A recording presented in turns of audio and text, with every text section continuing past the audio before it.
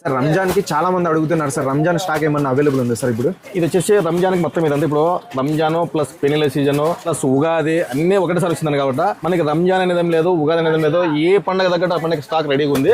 ఇట్లా ఈ విధంగా డిఫరెంట్ ఐటమ్ అండి. ఏ రోజు ఐటమ్ ఆ రోజు ఐటమ్ చూడు. ఈ విధంగా ఇది వచ్చేసి స్టోన్ వర్క్ వస్తుంది, వచ్చేసి కట్ బార్డర్ వస్తుంది, కట్ బార్డర్ వచ్చి థ్రెడ్ వర్క్ వస్తుంది. ఇట్లా ఈ విధంగా ఎన్ని మోడల్స్ ఉంటాయి సార్? దీంట్లో దగ్గర 40-50 డిజైన్ ఉంటాయి.